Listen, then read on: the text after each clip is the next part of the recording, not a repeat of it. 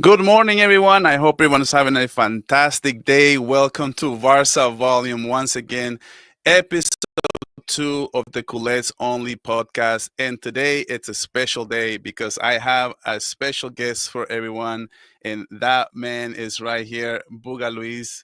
How are you, my friend? I need to add you to the stage. How are you?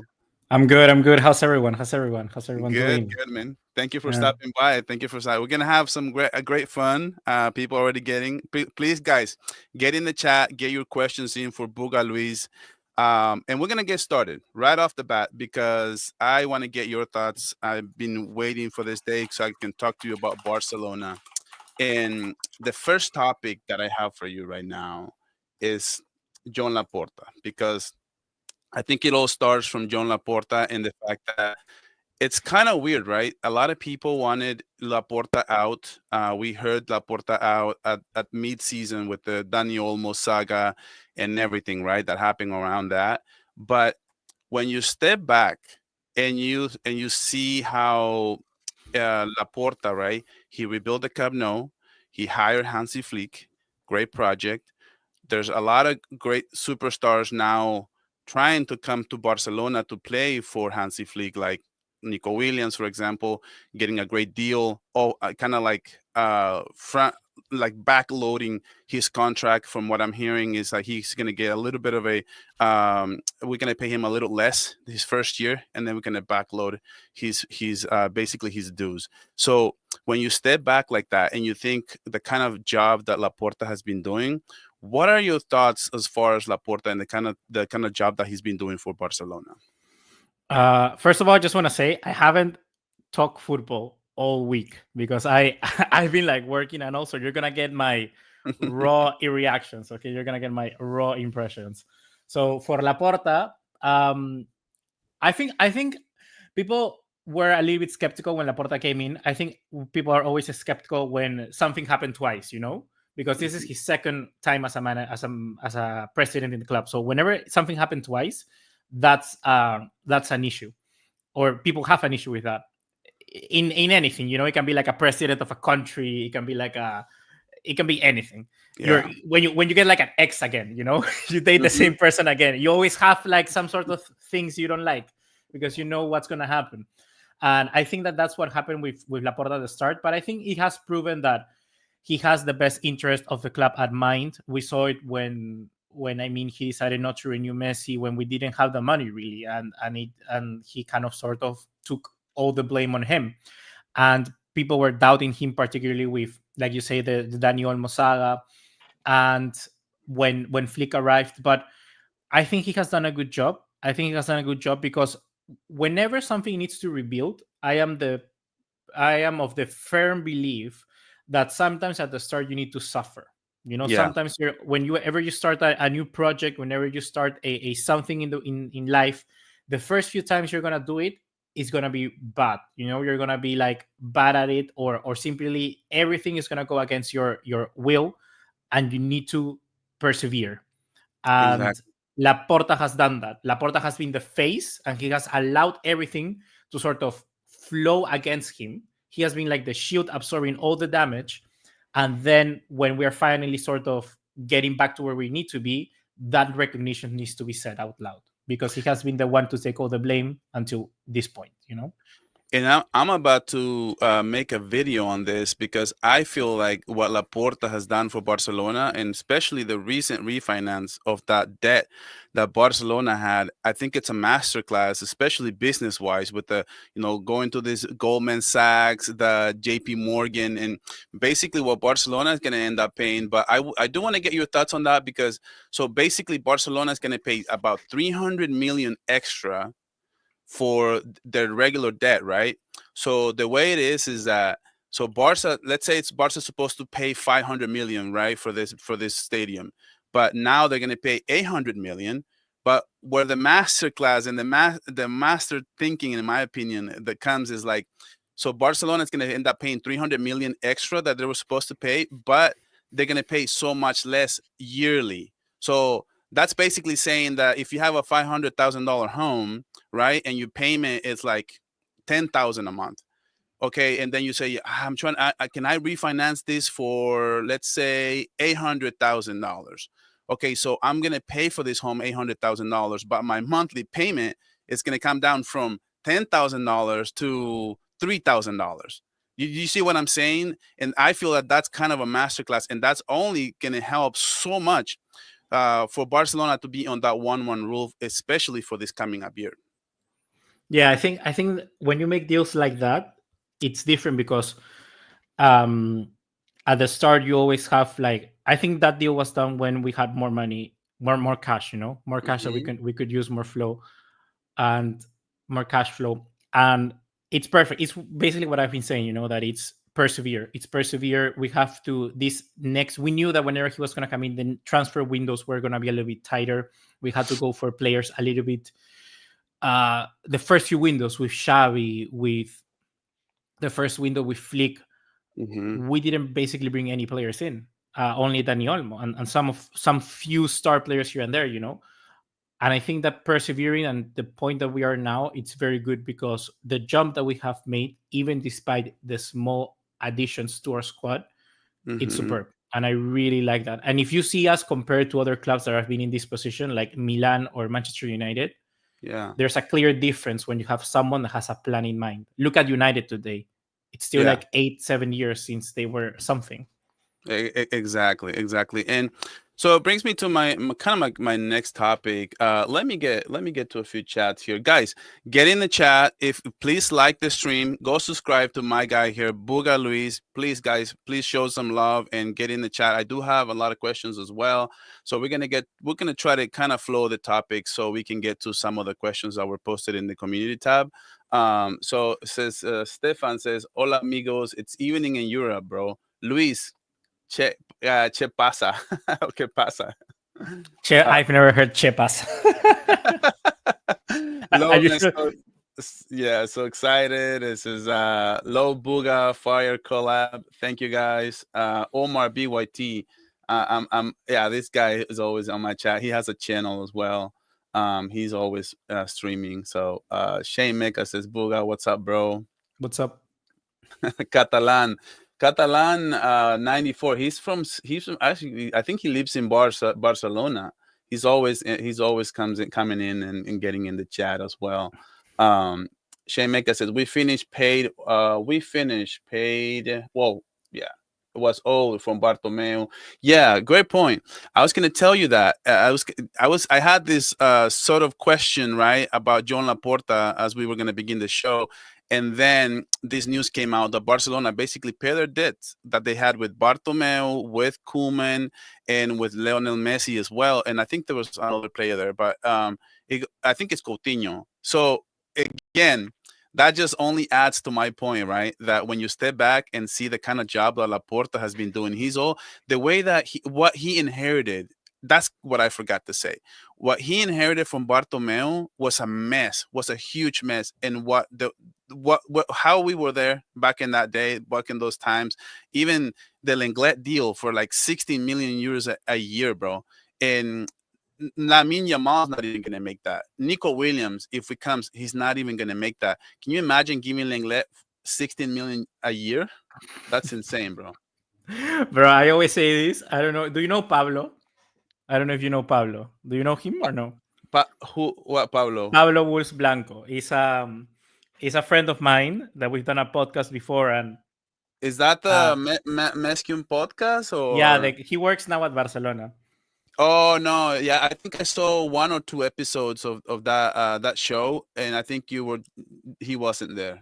Okay, yeah, but he works now there. That's why the podcast is like, we need to see what we're gonna do with the podcast. But anyhow, the reason why I mentioned him is because now that you mentioned Lenglet, we both were like the biggest fans of Lenglet. Like I have a shirt with Lenglet on the back, like 50 number Lenglet, and he has like a what you call it, like a painting of Lenglet as well. And it's like, why? What were we doing, guys? What were we doing? Yeah, so let's get into topic number two. That's funny. I want to talk Flick. because I know there's a lot of topics that are very exciting for everyone, but for the most part, I know we all want to talk about Nico Williams, we want to talk about the offense and everything, but I think it's very important that we speak on Flick because I remember when Xavi was fired, there was about three rumors that were basically really huge. It was like Tunghel. It was something like I can't remember who that other name was. It was a pretty big name. I think it was Arteta. I think it was Arteta, and then it was Flick. And I remember going back. I didn't And have a you remember channel. Rafa Marquez? Yeah, Rafa Rafa Marquez. I Marquez too. I didn't have a channel. I had like a TikTok, but I Okay. remember I said, Flick, man, if that guy comes here, I mean, I think he's the best, has to be the best option, right? But I just didn't think that he would actually want to come to Barcelona because at that time, I didn't even think that Barcelona was such a great job, or at least didn't look like a great job on paper. I mean, we did have Pedri, we did have Rafinha, we did have Lewandowski, but at the end of the day, I didn't think that we had that kind of a promise, or at least there was no hype. But I didn't think that we could get him.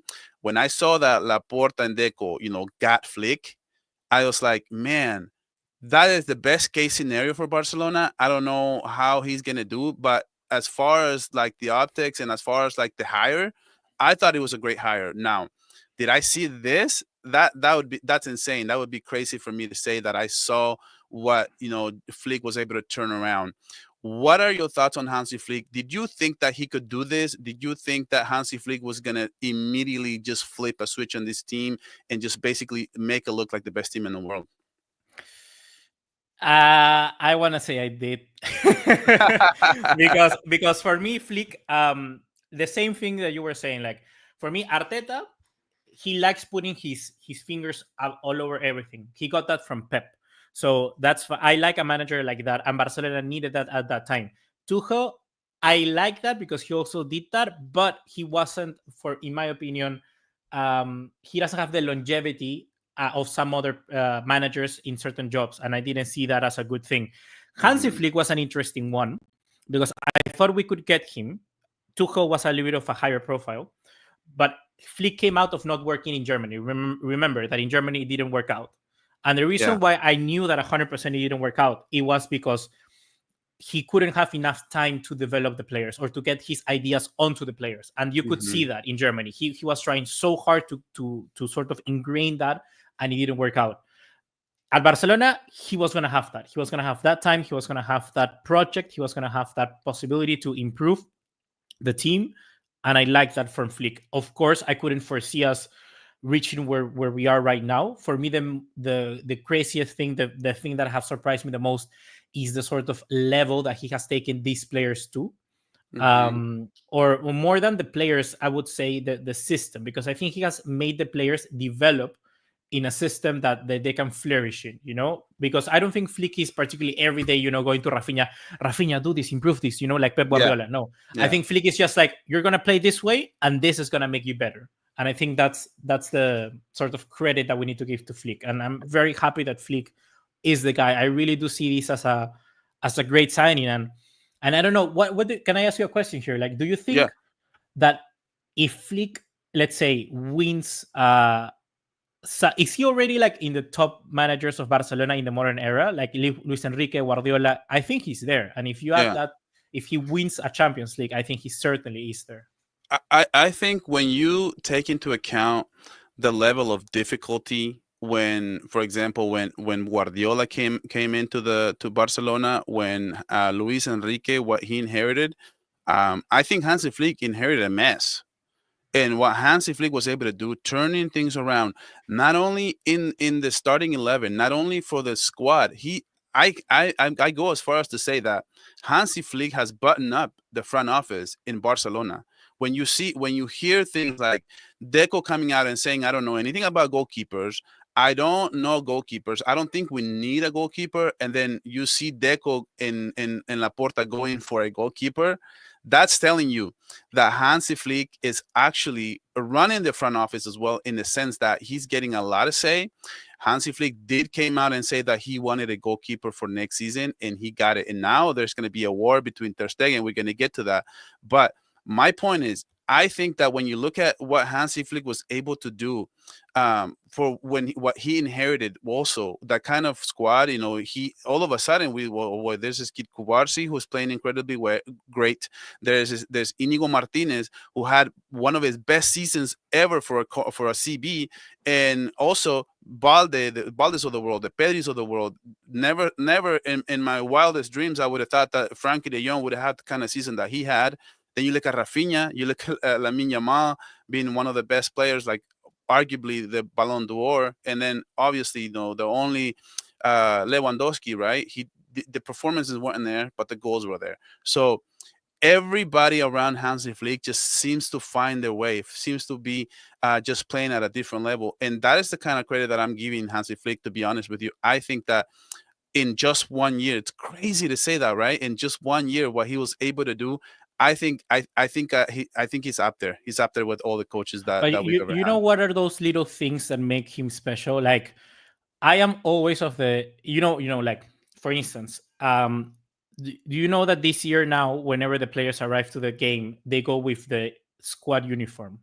You know that. Yeah, exactly. Oh, that's a great thing. That's a Yeah, great point. Yes. little things like that, like that, or the fact that if you don't turn up, you don't play. Simple as that. If you Hmm. don't turn up on time, you don't play. Little things like that for me are what really makes a leader, because you start putting rules and expectations. You start setting examples, and for me, that's the sort of thing that you need in a team. And I'm pretty sure Yeah. that you have it's fair. You play good, sure, get a rest off. And I think that sort of mentality and the dressing room, the unity that he built, is for me the most important thing. Because right now I see a team. I didn't see a team before. I actually look at this side, and I look at every player, and I go like, you are part of this. You're part of this team, and you've earned it. And I think that's all down to Hansi Flick. Those little details, for me, that's very, very important. Yeah. Yeah. So okay, so this I want to read this chat. It says, you both Spanish native speaking. Which countries? I know Luis is from South America, but not which country. Awesome, you guys collaborate. It's awesome that you guys collaborate. So I am from El Salvador, small country down in Central America, right next to Guatemala and right next to Honduras. I let you take it away. I am from Peru. Okay, and you live in Peru right now? Yeah, in Did you Peru. used to live in America? How did you learn English? You used to live here? No, I learned in my school. They taught English, and I learned English, and No then way. I went to study in the UK, Okay, how long? 4 years. 4 years? Oh, so you went to UK. You went to UK. That's Yeah, wow. but I always like, people always say like my English is good for a Oh yeah, your South English American, is but really good actually. It's probably better than mine. but I what I went to say, high school. I came to the United States. I went to high school. I literally came here and went to ninth grade. So ninth, 10th, 11, and so that's 4 years of school as well. But yeah, it's literally in high school. I went to high yeah. school here. But I remember, like, for whenever somebody asks me like what's the best thing you could do to learn English, like I remember from a kid, the thing about my school is that everything was in English. So if I wanted to go to the bathroom, I had to go in English. If I wanted to go to the infirmary, or the Yeah. person, like, I want to go, hey, I cut myself, I had to say it in English. So they've kind of forced you to say everything in English. And I think Hmm. that helps. And I think I translated that to whenever I listen to music, whenever I watch a TV program. Like here, I have friends that they turn on Netflix and they listen in Spanish. But as a kid, I would always listen in English. And I think that if you want to learn English, that's the best thing. I think read English, listen to English, or listen to whatever language you want to learn, and Yeah. start consuming that. And I think that teaches For you. sure. Yeah. Yeah. So let's read the chat real quick and then we'll get into the next topic. It says, hi guys. Barca are buying attackers, but our problem is defense. That's why we lost to Inter for me. They can get a Vanderson who can play on both sides. What are your thoughts on, man, I got to tell you real quick. I didn't have time to talk to you about this. Was it the worst loss you ever felt as a Barca fan? For me, is Roma. Roma just really broke me, bro. Like the fact that we lost to that team after had that kind of advantage, and I think this is a close second to me. The Inter, I think winning with 90 seconds to go and winning 3-2 with Rafinha's goal. Man, that was so bad, so bad. I couldn't really process that loss. But what were your thoughts on that, and what do you think about the defense? Uh, let's start with worst loss. I actually didn't. I Can you believe this? I've never watched the Roma game. Oh my gosh, You dude, know why? You know why? Because I'm, at that you're so moment, lucky you didn't watch that. in that moment, I booked a flight at that time because I was like, there's no way we can lose, you Oh know? my goodness, So dude. I didn't book it. And I remember that at that time I was doing videos here on YouTube as well. And I think for that year, from Roma to Liverpool, every year the fans, the people in the chat were saying like, Buga, we hate Valverde. And I think like I never really hated Valverde that much because I didn't never see that game. I I didn't think hate that my brother. It's not his fault. I don't think it was his fault. yeah, but you know what I mean, right? Like I never had that thing of like, oh, this game because Yeah, I never saw it. Of course, when I arrived at the airport and checked, like, hey, dude, what we lost against Roma makes no sense. yeah. Um, I but my worst loss yeah. is Liverpool. Liverpool. Wow. No, this No, is my worst. Liverpool. This is No, way worse. Liverpool was so bad. Like I remember, like I think 18, 19 when Liverpool happened, and bro, They had to call. I used to live in a flat. There was me, my best friend, and Yeah. it was in the university. At that time, I was studying in the UK that I just told you, and they were me, my best friend, and there were other four girls, and they never knew anything about football, right? And I was shouting, I was screaming, I was like punching the wall, I was like crazy. I was like, I couldn't believe this. And Yeah. they literally called this like the hotline for like emergencies. They had to call they called the police or something because they thought that I was going crazy in my room. And Yeah. it was just Liverpool. No, yeah, that's the thing. So anyway, um let's get into the next topic though. But hey, let me see. Let me read. It says, let me see if I read all these Barca. Oh, so what do you think about the defense? I think that's where. I forgot about that. Yeah, the defense. I think I agree with the comment. I think that all we need is a fullback. I think we need somebody else that can do similar to what Balde can do. Either have someone that can do very similar to Balde, because I think Eddie Garcia is already similar to Kunde that can play their right back, but we need Mhm. a fullback. Like we don't have a single other player in the squad that can do what Balde does, and I think that's a problem. Yeah. Like that is why we lost the semifinals against Inter. Yeah, exactly. So Luke says, "Hi, you all hope it's all good and great with William coming over to Barcelona." So, yeah, so this chat is great because it brings me to my next topic. So, I want to get your thoughts on Nico Williams, especially because there's some people who said he's overrated. There's some people who are really excited about him, and there's like no in between. I kind of roasted a few fellows that I know from going to their show that they're Madridistas, right? And they went on to their Galacticos podcast and they went on to a rant and saying that Nico Williams is mid and that Nico Williams is trash. They go as far as to saying that he's trash. But Barcelona fans were all really excited about Nico Williams and coming in and such a great player, such a great stud. What are your thoughts, especially on Nico Williams as a player? I think Nico Williams, you're gonna kill me with this, but I think that Nico Williams, the best way that I can say it right now, he's a very, very, very, very, very good one-trick pony. Hmm. But Okay. he's exactly the pony that we need. You know what I mean? Like he's a player, he's a winger that he does one thing and he does that thing very well, and he's Yeah. drive onto space with amazing amount of pace. That's literally what we need. And I'm sure that he can grow into more than that because he's like what 22. And he can play on both wings. He can do many things. Nico Williams. He has a great shot. He has a good dribble. He's very good. But for me, the one thing that we needed is that the pace through the wing to open up the width in the game in the pitch, and that's the right thing that we needed. So for us, Nico Williams, I think will be really, really good.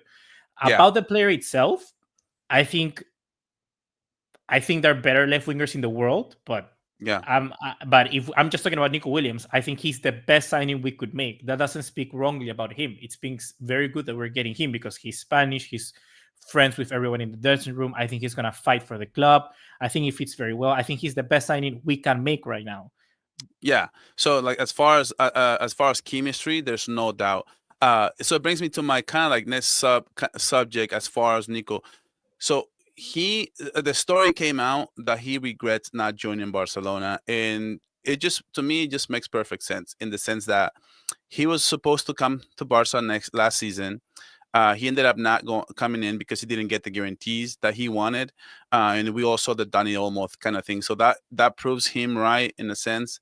But I think that he regrets coming here because one, I think Barcelona goes on and wins basically everything in there is to win locally, and they went on a big run in the Champions League. And Nico Williams has no experience in the Champions League, so I think he would have want to have that experience. And at the end of the day, I think that in the Euro Cup, I think that he was thought of as a elite type of winger. And what happened after that? He went back to Bilbao, and they didn't win anything. They competed for the Europa League, but at the end of the day, like it kind of you don't see him anymore because he's really just playing for this club that doesn't win anything. They're competing for Champions League spots, and at the end of the day, like I think he's very underrated. Because I know right now there's some hype with him because he's coming to Barca, but I think he's very underrated in the sense that we don't see him because he plays for Bilbao. When he plays for Spain, he plays amazing, and everybody gets all like really excited about him because he can get to show with much better players. He gets to show with Pedri, with Lamine, and also like this whole Spain squad is just loaded to me. And I think that when he plays for Barca, he regrets not coming because I think he would right now. Had he had the kind of season, we all saw the kind of season that Rafinha had with Flick on the left wing. So he's looking at that and saying, man, I probably missed out on playing with Hansi Flick on that system that could have probably I could have probably shined even more than what I am right now. And I think that even he thinks that it kind of stunned his growth a little bit by not coming to Barcelona. Yeah, I think it's sort of like a what's the word? I think it's like it depends because I think on his mind he did it. We all knew that maybe he stayed to try and win the Europa League with his brother. If they actually won the Europa League together, Mm-hmm. I think that would immortalize Nico Williams as a legend for Bilbao. You know, Yeah. I think that's a fact. And I think that he opted for that because maybe he thought that Barcelona could go for Iniesta again. And at the end of the day, maybe he got what he wanted. Like Mm-hmm. he stayed that extra year. He didn't win it. If he would have won it, that would have been amazing. Yeah. And then he would have come in and that would be even better. But now I think it's fair to say that he could regret the move from last year because of course what he could have done under Flick would have been amazing. But maybe it could actually be better because now imagine that Nico Williams came last year with Rafinha. Maybe Yeah. Rafinha wouldn't grown into the player that we now love. Yeah. It's sort of like it needed to happen. It needed to happen that he didn't come last year because now Rafinha, I think it's appreciated much more. It says, what is Buga talking about? One trick pony? Nico Williams is literally mini Vinny. Same profile. I'll let Vinicius Junior is a one trick pony. Vinicius Junior is literally a one trick pony. He does you. nothing else than like go and run into space. Yeah, I know, and Vinicius Junior has made a career for I think I think Vinicius Junior is Vinicius Junior because he plays for Real Madrid. Real Madrid has a great system, knows how to get the best out of players, and I think that Vinicius Junior in any other club just wouldn't I just don't feel like he would be the same, bro. Yeah, they literally won a Champions League saying pass the ball to Vini, and that's how they won. And that's not wrong because he's a good player in doing that. But fair play. I think Nico Williams would do better, Yeah, maybe. Shea Mecca says Williams will be a different kind of animal. Our Real Madrid fans are just hoping for his failure. I do see that. I do see a lot of it because my point when I roasted my friend Will on like Football Carnage, right, the Galacticos podcast, I went on a rant saying because Okay, one thing is to say that the player it's not as good as people think he is, or you can tell me that he's overrated. I can buy that. But when you say he's trash, like you don't make the Spain national team by being trash. Like you don't make it and then start and then one of the stars for the Spain national team just by doing that. And also he has shined with Bilbao a lot of times and many times, and one of the reasons why we want to get that player. And to me, why am I so excited? I'm not so excited about Nico just because of what Nico brings to the table. I'm excited because I feel like what you said, it's really what we need for that Inter Milan game. We were lacking more creativity on the left side. As soon as Rafinha moved to the middle, we saw Barcelona creating more chances at the end of the game in overtime. And I think Rafinha got really neutralized on the left, not going to lie. And I think sometimes because that's not his natural position, I think he loses his edge when he's down on the left. Now, Nico can do that. Nico can play really wide and can open up spaces in the middle. What do you think Flick is going to do as far as using them both? I think you said it. I think it's going to be Rafinha on the middle. I think it's going to be Nico on the left, and I think it's going to be Lamine on the right. But I'm so happy that this happens this season and not the last season, because, like I told you, if this happened last season, it would be Nico, Olmo, and Lamine. But because Rafinha had that season last year and he has grown into the player, now Rafinha is going through the middle, and I have no doubt he will be a good player for the middle. Yeah, exactly. Let's read the chat and then we'll move on to the next topic. But so some people have said though that Nico Williams, it's only going to be a like a role player. What do you say to that? Is he going to be a starter? Is he going to be a role player, kind of coming in the second half for 30 minutes, or maybe start a game but then subbed out for Rafinha? Or what are your thoughts on that? I think that at the start we will see, like the first few games, we will see what Flick has in mind. But the reason why I like Nico Williams as well is because he can play on the left, he can play on the right, and he just gives us an actual winger. Because last season we used to play with Fermin as a false winger. We used to play Ferran Torres there, which Ferran Torres now I don't think he's a winger. Like Ferran Torres isn't a winger in my book. He's like a striker or a false nine or something. But even like look at this. Let's say Lamine gets injured, Rafinha on the right, then Nico Williams on the left, and you have Dani Olmo in the middle. That's a good attack. You can just do so many different options, so many different things, and you're just adding a lot of players to it that I think at the end of the day is what we want. So I'm very happy with the signing of Nico Williams. And yeah, honestly, I don't think Flick is gonna do this, but I think that Lewandowski shouldn't be a starter next season. It's a hot take. What are your thoughts on that? Because honestly, like for me, it's like I look at the top clubs in the world right now, and the teams that come to mind will be, I would say Liverpool, I would say PSG, I would say probably Real Madrid, and I would say Barcelona. But if I ask you, because I use this exercise with someone else too, like that is does Lewandowski start for Real Madrid? I don't think so. Does Lewandowski start for PSG? I don't think so. Does Lewandowski start for Liverpool? Maybe. Does Lewandowski start for any of these top clubs? And it goes to show the how Barcelona like can probably be better if we had maybe like a Rafinha as a false nine, or maybe as Dani Olmo as a false nine, and having Rafinha, and that would add so much more dynamic. Now, would Flick do that? I don't think so either. So you tell me, man. You enlighten me as far as what your thoughts are. But if I ask you, would Real Madrid take Lewandowski? Would Liverpool take Lewandowski? Would PSG take Lewandowski? I think every single club would take Lewandowski. Yeah, I mean, one thing is to take it, but to start, that's my point. Like to starting 11, you're starting 11 because I'm sure Lewandowski wants to start. For me, I always, whenever people talk about like Lewa and things like that, there's two examples. First one, the game against Atletico Madrid. I don't know which was, if it was Copa del Rey or was La Liga, but one of the games at the Wanda. Let me paint you the picture. Remember that we were 2-0 down, and Inigo Martinez just gives the ball to Lewandowski. That was a Copa del Rey game. The first leg. Yeah, and then Inigo Martinez simplemente just gives the ball to Lewandowski, and Lewandowski just scores like that. For me, that's the value of a striker. That's something that the striker will always gives you. The game against Benfica, the first leg, No, the not against Benfica. Sorry, the game against Bayern in the In the regular Champions season? League.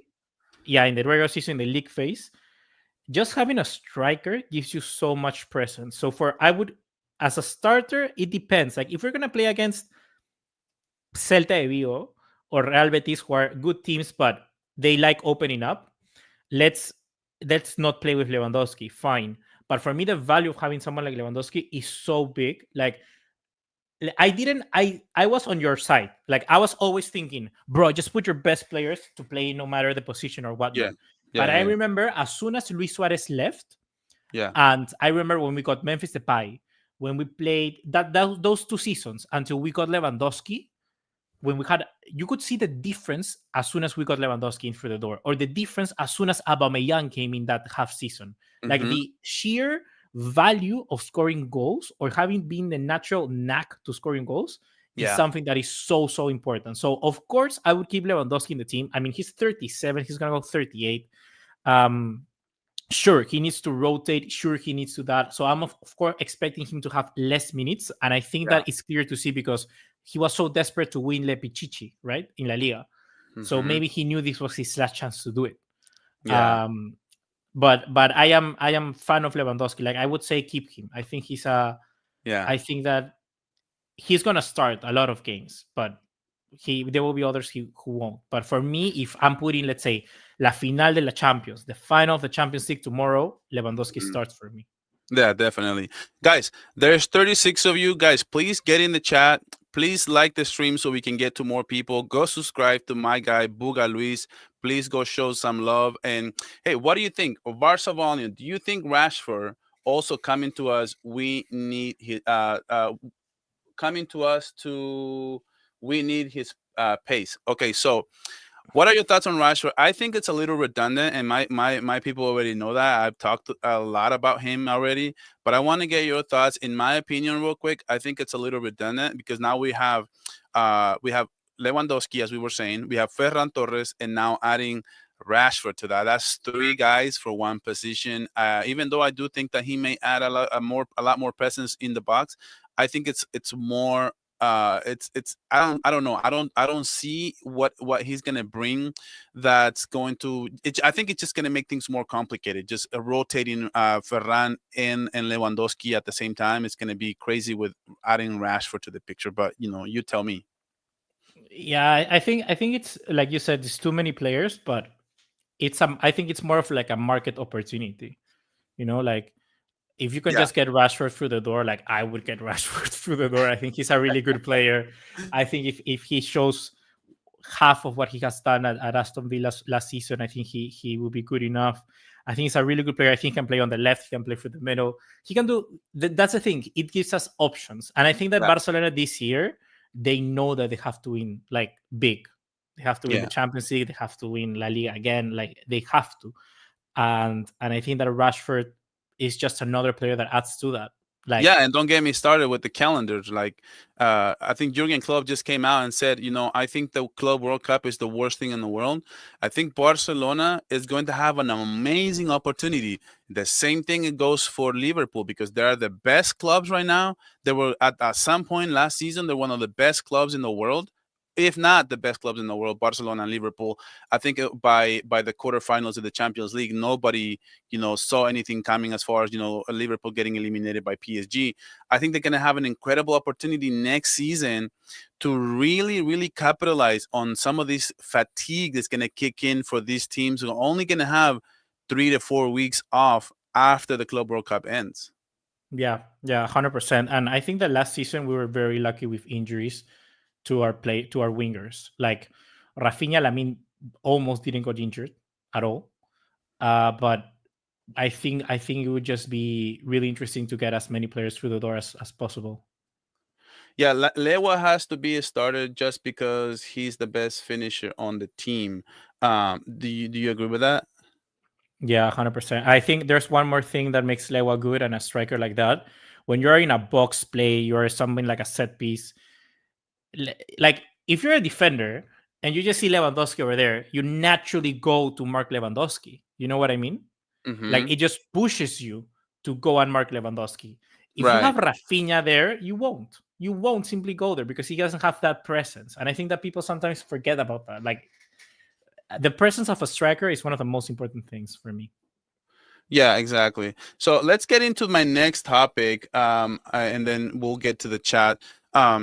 So the number 10, Lamine Yamal, the new Camp Nou. It just the stars are aligning. Everything's going great for Barcelona, dude. I'm not gonna lie. I'm not gonna lie. Like we have it good right now because we got a domestic treble. We almost made it to the final of the Champions League after we didn't have a lot of hopes for the team to begin with, and now we get to move to our home. Now we're back at the Camp Nou. It's supposed to be by the John Gamper game. It's supposed to be take place at the Camp Nou, and then Lamine Yamal number 10. Man, what else is there to say? But what are your thoughts on Lamine Yamal number 10 initially, and then we'll get into legacy conversation after that.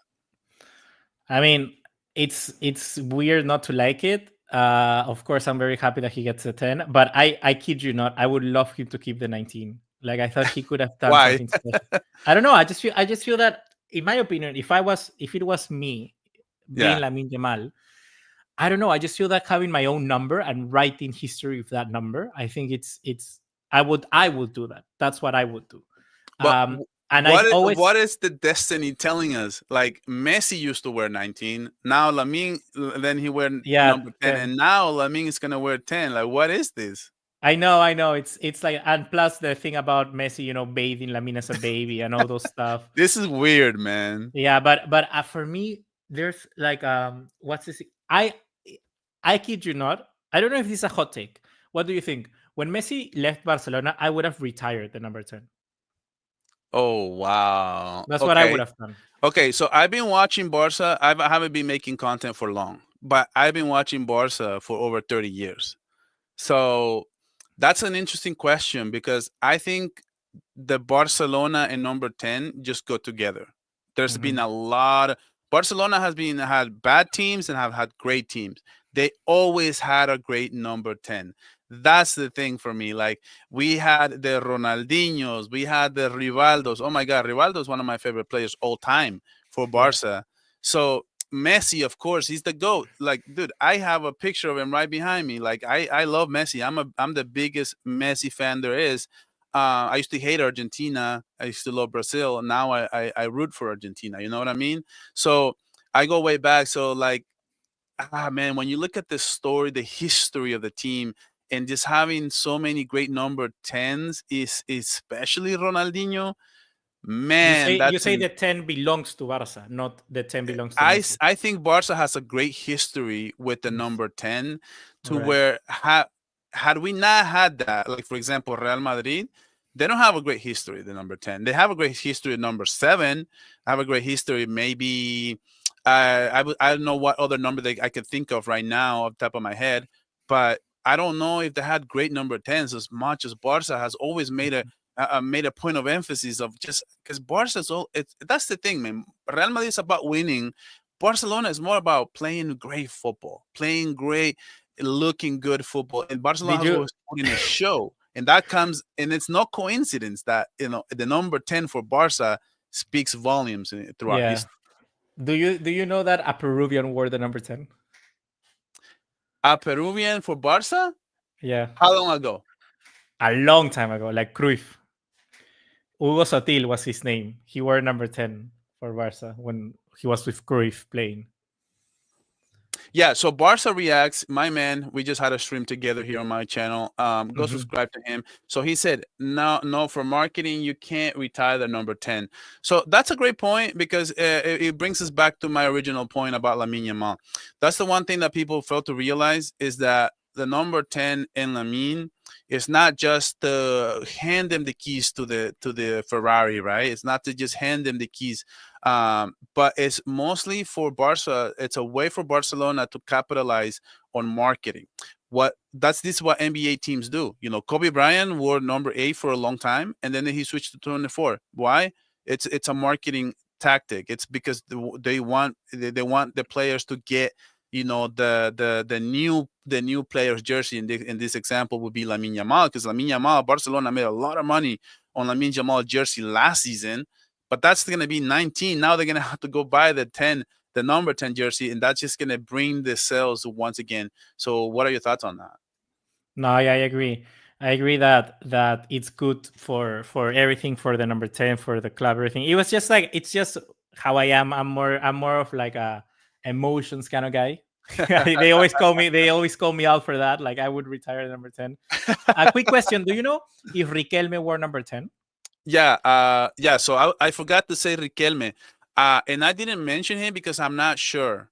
Maybe in the chat, maybe sometimes the Maybe chat somebody knows knows. more. Yeah. Somebody must know what number the Juan Riquelme used for Barca. I believe he used the number 10, bro. Sí, yo también creo. I think so I too. think so. So it says Flick should bench Lewandowski, not to be starting every game. He should use Rafinha more as a false nine and Olmo behind. Kind of like what I was saying. I would swap. I would put Olmo as a false nine and Rafinha as Why is behind. that? I made a tactical video on that, and I saw Rafinha coming from behind, in the middle, in between the wingers, with a great run. A lot. I saw a lot of goals from Rafinha coming in, essentially playing as a number 9. Now, why do so many people think that he can't play the 9? I'm just curious.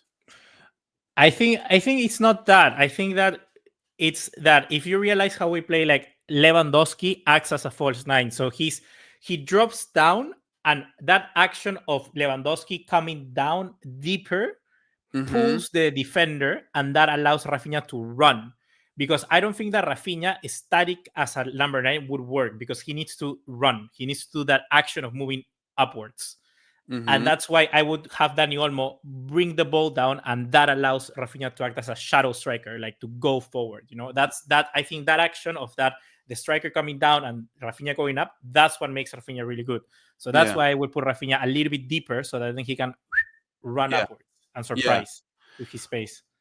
Okay, so as far as going back to history, I don't know if someone actually responded as far as Riquelme. He was okay. So Barca React says Riquelme was number 10. So he did wear number 10, and Maradona too. So this is what I'm saying. Like, it's so difficult for Barcelona to say we were gonna retire the number 10. I remember when Messi left the club, man, it was a really sad day, and it got me thinking that maybe Barcelona should retire just in honor of him, because we didn't send him the farewell.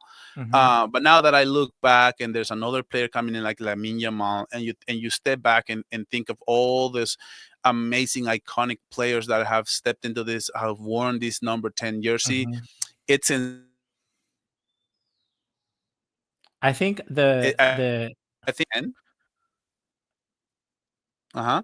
Go ahead. I think the what I would have done is maybe retire. This is a marketing genius move. I will retire the 10 and say, like, until an heir comes to the throne, we bring the 10, because we all, even when Ansu Fati was good, it was too fast. Like, I didn't think he was that good as Lamine Jamal is Hmm. right now. So maybe you wait until somebody gets the 10, and that will be even bigger, because it's like the number 10 that was from the that was dead and buried comes back, and Lamine Jamal brings it back from the dead. Like, that would be even a bigger jump, a bigger thing, I think.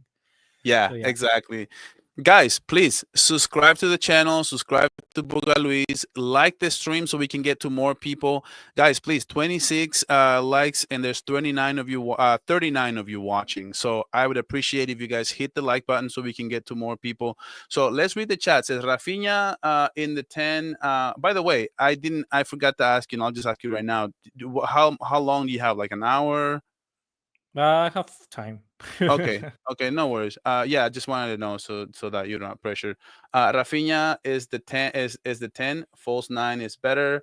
You need Rafinha to run into the 9. I don't have him being the one dropping into the midfield like Olmo can. Yeah, I Yeah, that's mean, what I was mentioning. yeah, exactly. I think that he goes to with what you were saying. I think Lewandowski scores 20 to 30 goals next season. You think what do you think in terms of what's Lewandowski gonna what do you think he's gonna do next season? Like, I do expect Lewandowski to have the starting job, and it's gonna be his to lose next season. I don't think Flick is actually gonna pull the trigger and actually unload something these topics, right? They're really sexy to say false nine, Olmo, Rafinha, number 10. It's really sexy to say that, but when it's all said and done, is it realistic? I think it's going to be Lewandowski's to lose. And I think at the end of the day, I don't know how many goals he has in him next season. He's only going to be 1 year older. But what are your thoughts as far as what Hansi Flick will do? And do you think that he can score another 30 plus goals next season? I'm looking at how many goals he scored this season. He scored I'm sure he's 42 got goals. 30 plus, huh? 42. 42 he scored. 42. Yeah. He scored a lot 40, of. I don't think he'll score 42. I think he's No, going no, to no. score. I think he scored maybe like what, like 6 to 7 penalties, something like that. I'm not sure. But I would if Lewandowski scores 20, 25 to 30 goals like our viewer said, I would be very happy. Yeah, no, I think so. But I think another thing that's going to be another issue for Lewandowski next season, and I think it's going to be a little bit on a short leash, because I think if he starts to show a lot of age, those legs are going to be a little slower. If he doesn't bring it, now I have seen his post on Instagram, and he looks like he's training a lot. Like he'll post like he does Yeah. this, like the same thing that Cristiano Ronaldo does, where like he trains a lot and he always taking pictures and posting selfies, and he looks like he's in great shape. But as all great players say, the first thing that goes is not your body. Well, not to say that it's not your body, but it's the legs. Like that, you can be in great shape, and it's the legs, the first thing that goes with players. So at the end of the day, so like to me, I'm a little worried about two positions next season. I'm worried about the number 9 with Lewandowski, and I'm worried about Inigo Martinez. What are your thoughts on Inigo Martinez? Because I didn't have this as a topic, but I do want to get your thoughts, because Inigo Martinez had one of the best center backs jobs. He did one of the best center back jobs. I put him in my starting 11 for the year for Europe. So that's how highly I think of Inigo Martinez. I start him over Kubarsi, for example. I put Van Dijk and I put Inigo Martinez. I thought they both had incredible seasons. But what are your thoughts as far as one more year on those legs for Inigo Martinez? And also, because that's the same thing I'm thinking with Lewandowski. I think we never know what can happen. For me, the biggest shock was like Kyle Walker. Kyle Walker, he was really good, and then one day he disappeared. And I think hopefully that doesn't happen with Inigo. Hopefully it doesn't happen with Lewandowski. But I think Inigo Martinez was super good, like you were saying. I think he was the third for me. I would put just Bastoni and Van Dijk over. You would But put Bastoni? I had yeah, but Bastoni as my bench, because I did a starting 11 and I did a starting 11 bench, like the bench. yeah, Bastoni was the bench. Like I put him on yeah. the bench. Yeah. I guess we just swapped that, but I think Inigo Martinez was really, really, really, really good. I really, really like him. He was a player that I was like last season saying sell. I was like, because he wasn't having that much of a presence in the club, and then he just played really good, and he has become better, better, better. The thing is that he has been the best center back to adapt to the offside trap. He's the best one to follow Flick's instructions, and I think that that's something that we need to value very, very much.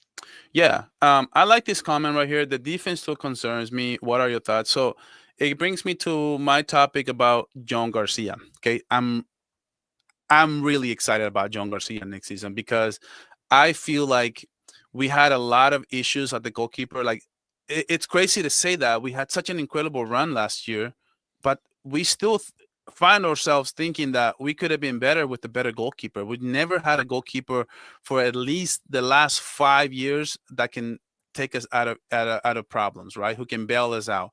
This happened with PSG. What an amazing team PSG is. What an amazing run they had in the Champions League. They won the treble.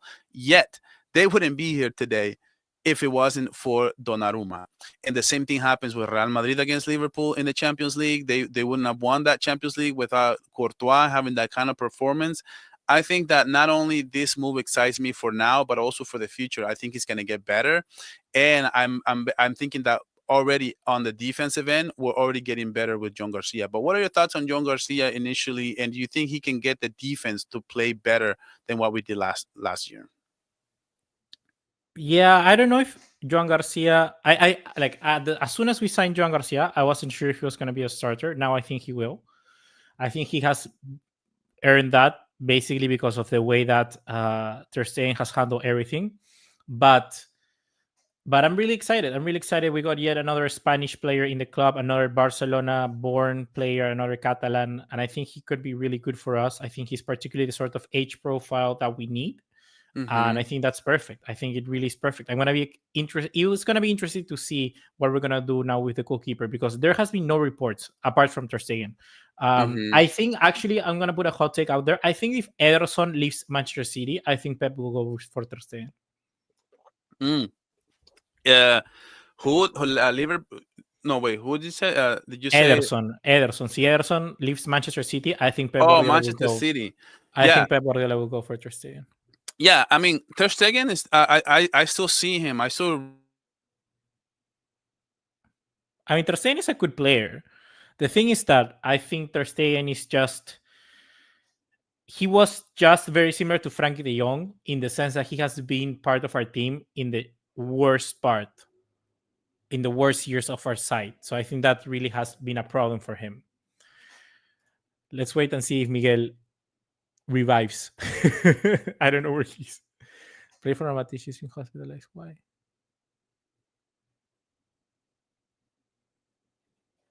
It's an Opa.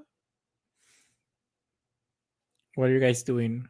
I have the Palmeiras Botafogo game on my second screen.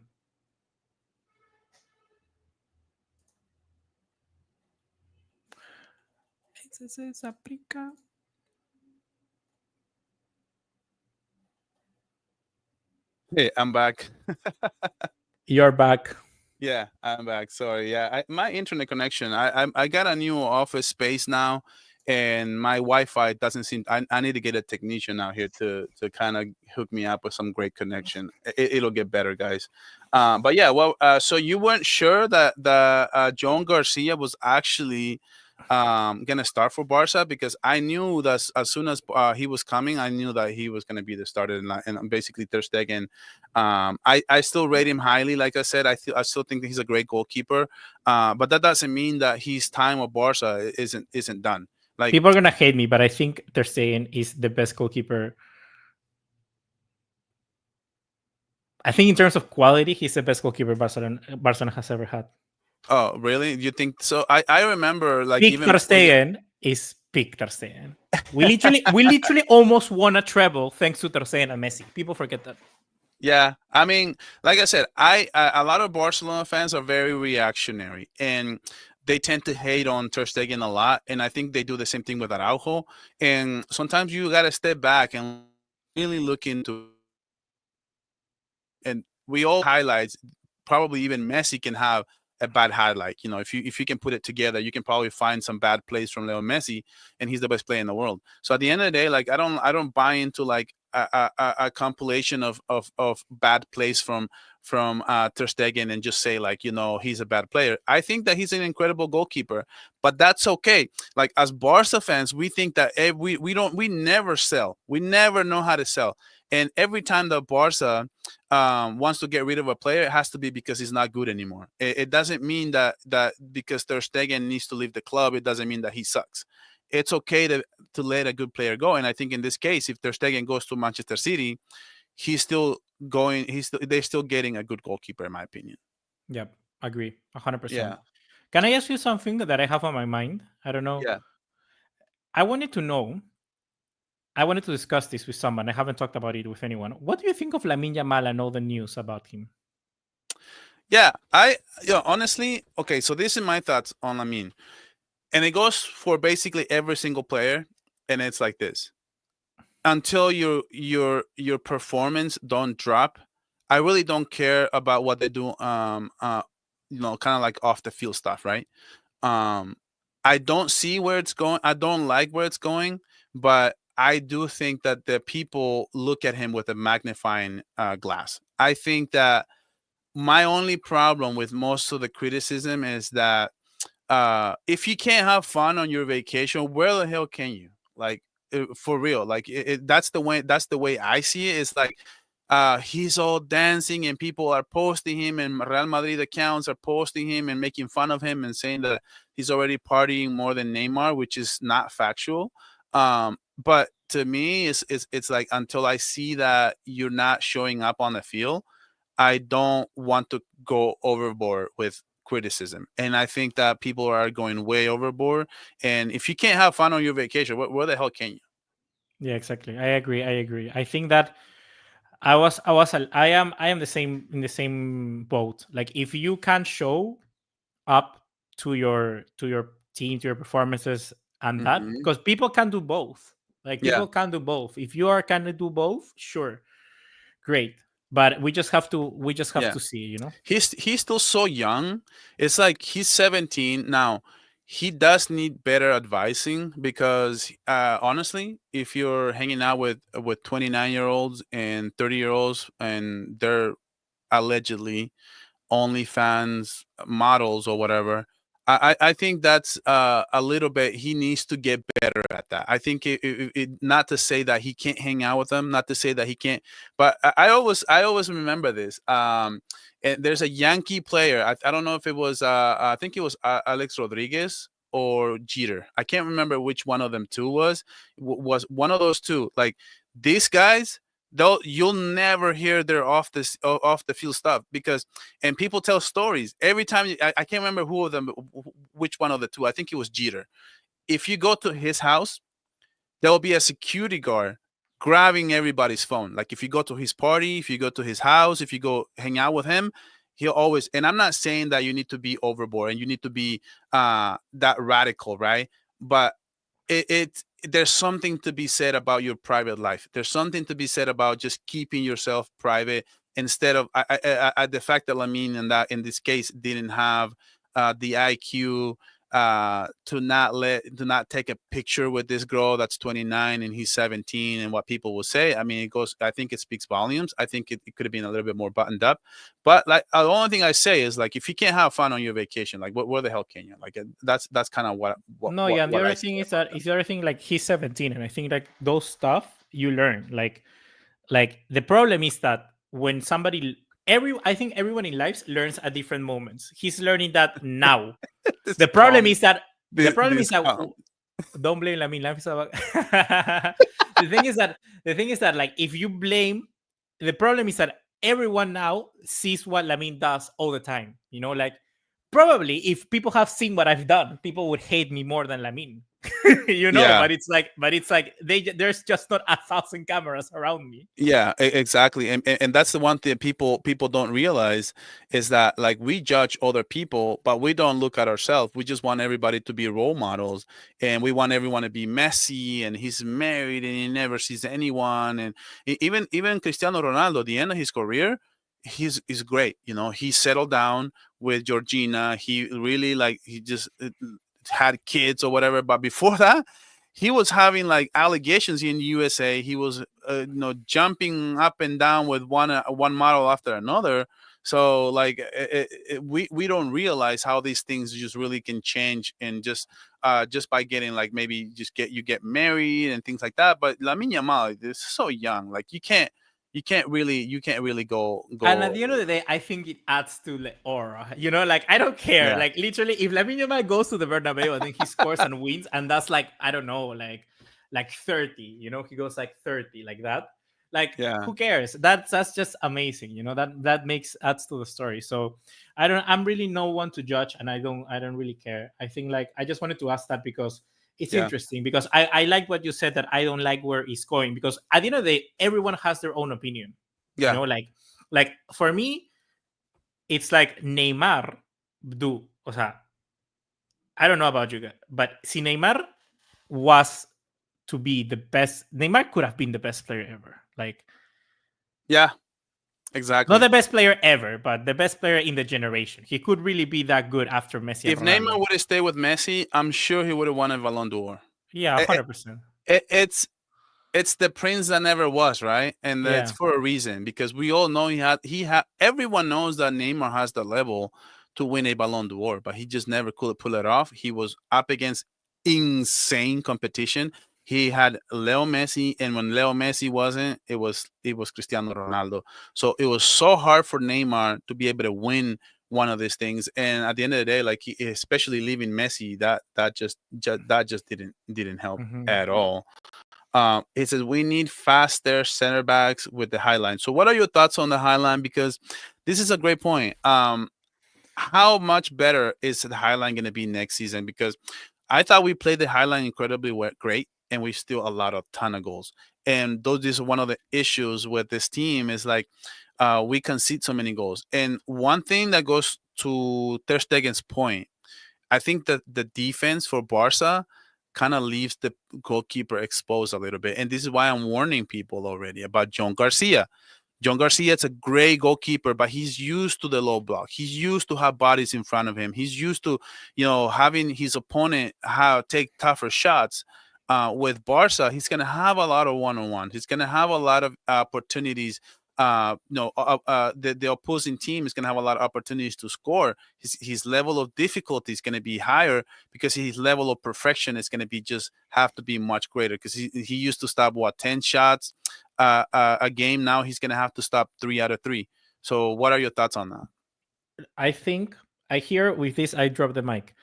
I think that as soon as Hansi Flick he knew he was joining Barcelona, and he writes in his whiteboard the best team that he can possibly build. Literally, Ter Stegen and Araujo both will be in that team because Ter Stegen is a sweeper keeper. That for me, the best thing that Ter Stegen do is that achicar.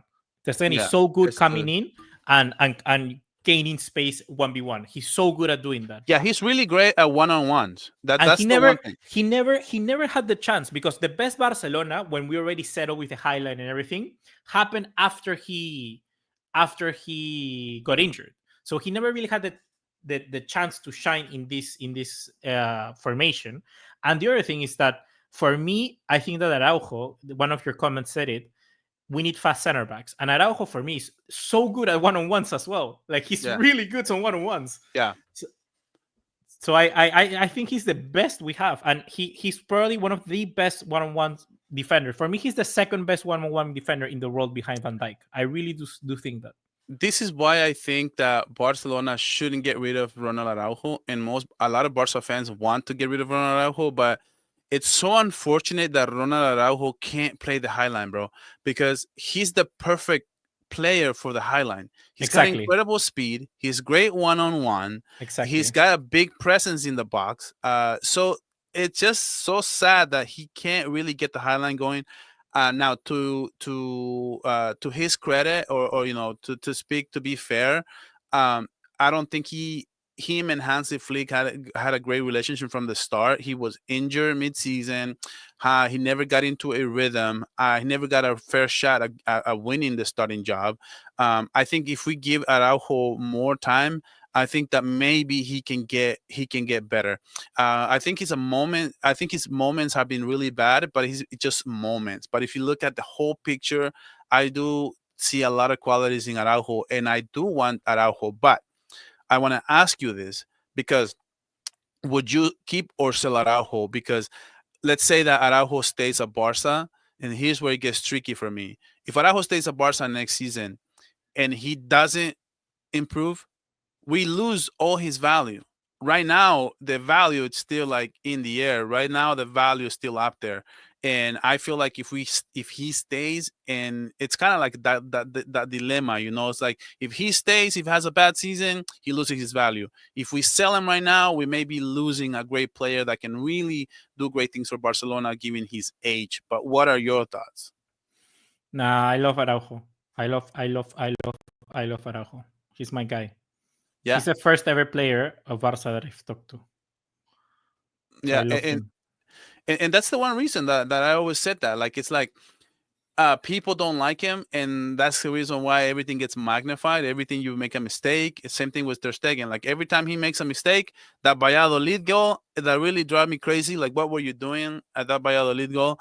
And like, as soon as he came back, he made another play.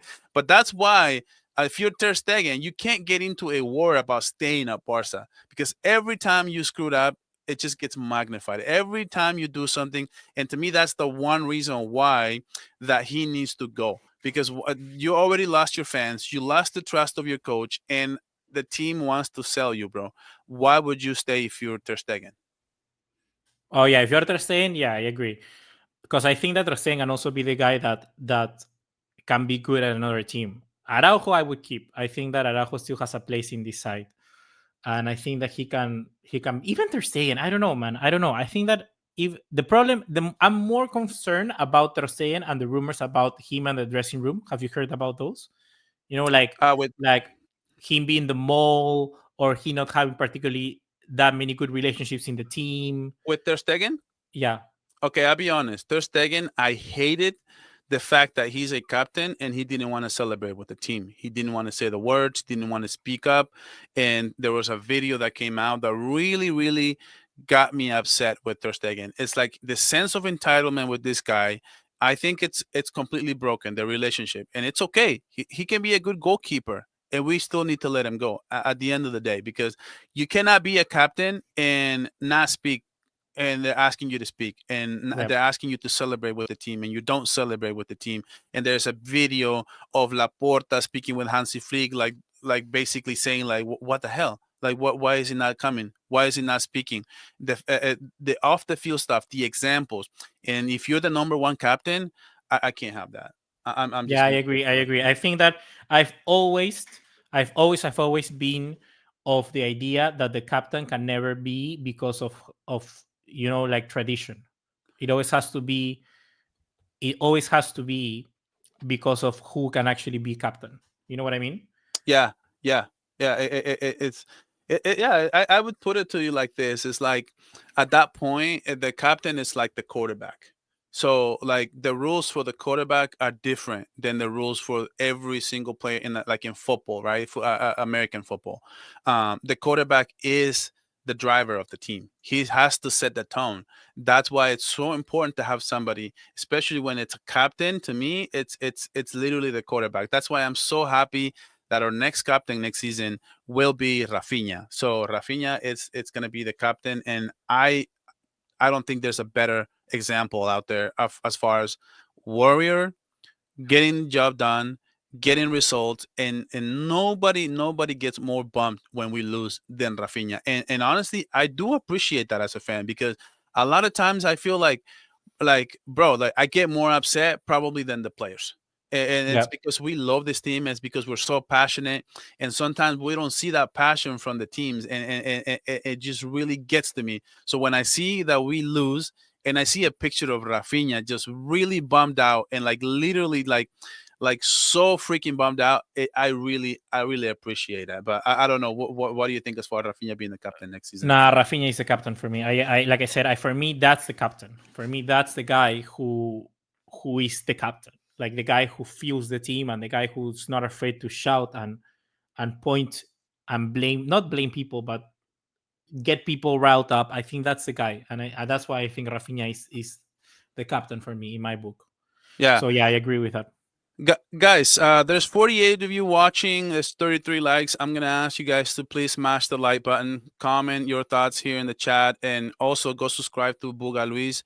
I will put his name in the title post stream. I already have it on the title, but I would also pin him on the comments so you guys can just click and subscribe to his channel. So, what do you think about Fermin? Because he says the lack of PR for Fermin is diabolical, especially after ending the season that he gave us. Okay, so Fermin is very interesting. I want to ask you real quick. Would you sell Fermin for 70 million, or what would you do with Fermin next season? Because if Nico Williams comes to the Barca, that's just going to leave less playing time probably for Olmo and Fermin. I wouldn't sell Fermin because I don't think there's another player in the squad that gives us what he does. Like you can offer me 100 million, but like what can I do with that 100 million? Sometimes I think you see the money and you're gonna go, oh, I'm gonna take it. But sometimes it's better just to have the player on the bench. And for me, Fermin is one of those players that you're losing a game, you can bring Fermin on and he can really impact the game because I he's call so him a different. golden bench player. The golden bench Exactly. player. He's so impactful. No matter what he does, he's so different. He's different to the Gavi, to Pedri, to Dani Olmo. He's really different to any of the other He's players so that we have. electric to him. He's got Yeah. this flair. I don't know how to explain it, but he's inconsistent, and that's the only thing that drives me a little crazy about him, because I know how good he can be. And I kept saying like, dude, he takes this shots and he kept shooting it wide, keep shooting it wide. I'm like, dude, if you get your shot on goal, you know how tough it would be to stop it. And sure, and lo and behold, the last couple of games, he started getting his shot into the box, and guess what? He started scoring again Yep, every single game, exactly. including that Real Madrid game. The kind of goal that he scored, that just goes to show the kind of energy that he brings every game. This is why it's so tough to let go of a player like Fermin Lopez. And to me, oh man, it's such a dilemma between Dani Olmo, because Dani Olmo is so clinical, he's so good, his technique is second to none. But again, inconsistencies. I think Hansi Flick is a little frustrated with both at the end of the day, because they're both of them are a little inconsistent. But what do you think about like that kind of dilemma that Hansi Flick has between Olmo and Fermin? Yeah, it's interesting, but like I said, I like them both. Like I would keep them 100%, both of them. They're so different in the way that they play. With Rafinha coming in, they're gonna be different. It's still another number 10 who's gonna be even more different. I just know. I just like the Yeah. team that we have right now at the moment. I think that really, like you were saying, when I take a look at the squad, I don't think there are that many places where we need improvements. The only thing that I would do is change up. I think we need another fullback, like we were saying. Yeah, That's the only thing I Grimaldo, believe. Anderson. Would you say left back or right back though? Because I like the Eddie Garcia as subbing in for Kunde. I love what I saw.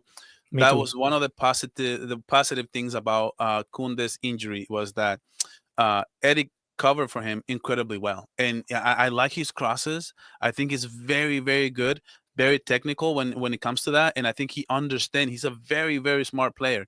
He understands what he needs to do. He understands what's the best course of action. He always, when he crosses, when he stays, when he passes back, when he's playing on defense, he won't give you a lot offensively, but he'll never cut behind his. He will never get cut with his pants down on the defensive end. That's kind of what I love about him. Yeah, agree. That's why I think that I would prioritize a left back. I think that we need a left back because that's where we need But improvements. Like I said, we need somebody who can do what Alejandro Valdez does. Because Gerard Martin, he has been better in the last few stages of the season. I mean, he got a double assist in the Champions League semifinals, dude. Like what? Like Gerard Martin doesn't deserve. Like what? But but yeah, but what I mean that is was incredible. that was I'm not gonna incredible. lie. That Yeah, was yeah. incredible. But I mean, like even that, we need someone just that can do what Balde does. That's what I'm saying. We just need somebody that can do what Balde does. That's all I'm saying. Yeah, and I want to ask you something, because you said you love Araujo, and I also believe in Araujo. I also believe that he can still be great. So it says right here, Araujo IQ can't handle the Highline fiasco. Okay, so I want to say this. Okay, I look at a player, for example, and I may be wrong on this, but I look at Pacho, for example, and he's a big presence. He's got speed. I don't. When I'm looking at Pacho, I see him as one of the best CBs in the world right now, and I don't see anything that Pacho does that Araujo can't do. And it's just up here to me. It's like his mental toughness. It's like like I said, like this comment right here, IQ. Maybe he doesn't understand where he needs to be or what he needs to do. But when I look at Pacho and I look at Araujo, I see similarities, and you can't tell me that Araujo can't get to that level. I just don't understand it. But maybe you can tell me that I'm totally wrong about Pacho Araujo comparison. No, I think Patch is a bit better with the ball at his feet. That's the only thing I would say. But like you said, I think it's all up here. I think the only thing limiting Araujo is his We call mentality. them the colmillo in Spanish, right? The colmillo. It's like just being really Yeah, smart, he's just for me Araujo, he's just a experience. little bit too hot-headed. He's a little bit too hot-headed. So he's very driven by emotional. So if he loses a ball, he's gonna go try to recover it. But sometimes what you need to do is just sit back and cover your space. That's what I would say. For me, Araujo is very good, but it's all up in the head. Yeah, Football is 50% brain and 50% sport. and that's the problem with Araujo right now. That he just needs to get that part of it, and just needs to be more, I would say, focused. Yep. It just and it's crazy because he has all the other stuff. Like that other stuff, it's the hardest thing to do. and the mental, the focus, and that's the only thing that he's lacking, the experience. What would you do real quick? We're gonna be wrapping up the show here pretty soon. We got an hour and 20 minutes. But I do want to ask you, Casado's interesting to me. If it says Arsenal want to buy Casado for 40 mil, what's your take on this? To me, I want to sell. You know what? I'm gonna tell you why. Casado gives us something that other players don't give us, as far as Frankie De Jong, Pedri, Gavi. Yeah. He does that dirty work that Busquets loves doing.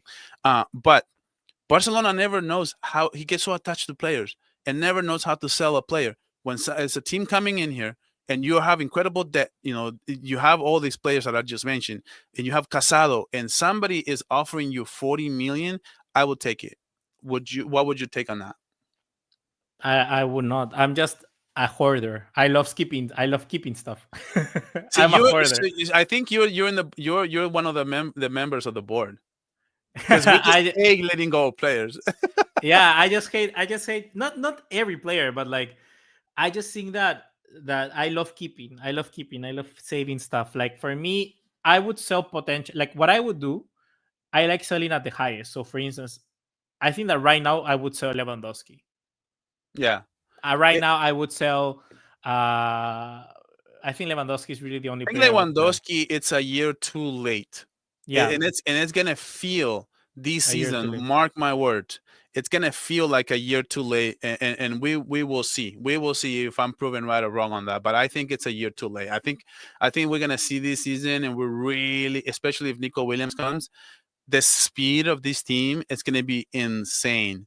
And it's just going to magnify how Lewandowski is going to play with that. Because I already saw last season how Lewandowski slowed down the offense a lot of times, and I think it's That's a just great only point. and that's only going to look even worse now that we have such an electric player on the left wing. So we will see. Nico's a real star, and Lamine are good friends. Let's see. Nico destroy yesterday. Nico. Oh, what do you make of the? I never asked you this. I don't know how come I never asked you that. The Bilbao thing. What are your thoughts on Bilbao, and really going way overboard with this stupid release clause and the one-on-one rule? I said it. I made a video that got a little popular to what I average normally, because I call them pathetic club instead of athletic club, because to me it's just pathetic to me. But you can tell me that I'm wrong. It's okay, we can disagree. But when you put a player for sale and his release clause is 62 or 58, I can't remember, and you're complaining that Barcelona wants to take it off your hands, they already agree on a deal with Nico Williams. So now you're upset because he's leaving your club when there's a release clause in place. To me, that's kind of stupid. But what are your thoughts? Yeah, I agree. I think that they're a pathetic club, but I don't really like to get too much into those things, because it's like at the end of the day, for me, this is something you're gonna know from me, and I think we should take this time to know each other. So I have some questions for you about Sure, the way sure. you see football.